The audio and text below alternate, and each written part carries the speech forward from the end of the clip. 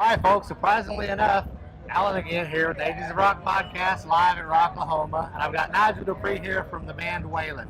How you doing, dude? Doing good, man. Nice to meet you. Great to meet you, man. Good to see you today. They have already played their set today, and it was devil's balls hot out there. Hit it nice and early. First band of the day. I'm proud of it, man. We took on the brutal assault of the 3 p.m. sun in Oklahoma and rolled with it. It was good, man. I've been out here a couple years ago. I've got to say this has been the most fun I've had out here ever. We got in early last night, and we got to see STP, the Colt. Oh, wasn't STP badass? Amazing, dude. Oh my gosh. Got to watch the show with some of the guys in Seven Dust, and it was just cool just to be around that vibe and inside stage. You know, Eddie Trunk standing around. Right. The best part of STP for me was Jeff Gunt was kind of Scott Wayland and Billy Idol mixed together there. Yeah. Man. He's nailing it, dude. It's cool. He was badass. That was my favorite set of the night. Yeah, they held it pretty strong, I must say. They did. I was torqued to see the Colt because it was the first time for me. That was my first time seeing the Colt. But STP, they owned it. It was great. All right, well, tell the viewers what Wayland's all about. Yeah, it's not Waylon Jennings, people. Wayland, the band. No, we just dropped a record in September, Rinse and Repeat. It's of course available everywhere across the board, but it's just an honest rock record. There's everything from hard-hitting, modern-sounding songs to even some Zeppelin reminisce stuff with some mandolin and some 12-string deeper into the record, and that's what's cool about the group. I joined a year and a half ago on drums, and it's a cool, unique thing. They have a hard time fitting in. I still say they. I'm not used to being a part of the we. Yeah, I'm family now. Yeah, there's only 4 of us, so I'm definitely in it. But it's cool because the band doesn't really fit in one pocket, and that to me is cool. You know, than being one hard thing. And everyone's good at what they do, which is why you see bands surface. But the beauty of this band is that, you know, Mitch and Phil go in to write a song, and it comes out one way, and they go in to write another song, and it comes out another way.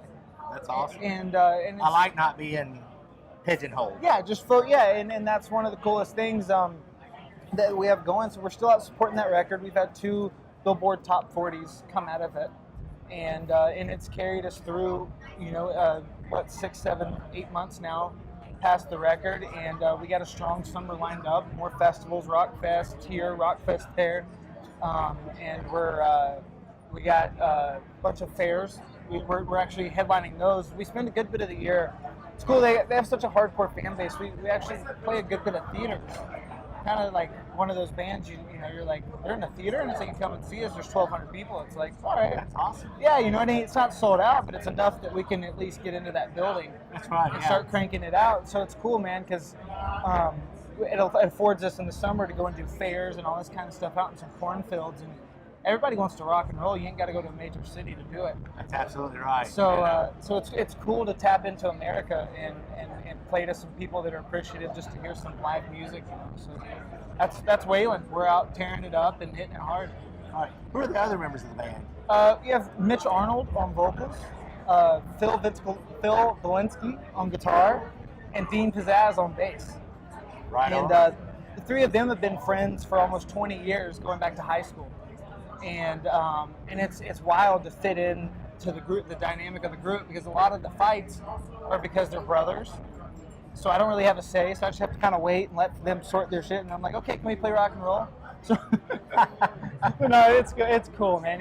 You know, it's definitely a brotherhood, and I've never experienced that with music. I've been privileged to grow up around it my whole life, and the sense of brotherhood of those guys knowing each other 20 years before starting the band. You know, Wayland kicked off about 5 years ago with Welcome to My Head, and you know, 15 years before that, these dudes were hanging out together trying to pick up booty and take over the world. So it's cool to be a part of such a tight knit, you know, because there's no BS. Everyone's just an open book, and sometimes things that shouldn't be said are said, but by God, you know, that's what makes it a band. That's family. And it's not only family, but that's also you know, a part of the creative outlet.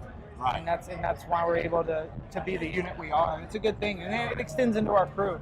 It's a big family, and we're out for the name of rock and roll. You know, we don't want to do anything else but pick up instruments and play it, and that's why we spend all of our days out on the road. Right on. You talked about, I said doing different things, you're not being pigeonholed. Yeah. Who are some of your influences? I gotta say, it's everything from the Foo Fighters to Humble Pie. I mean, it's like You said Foo Fighters, so Dennis is automatically a fan of yours now. it's just that spectrum, man. We're suckers for good songs.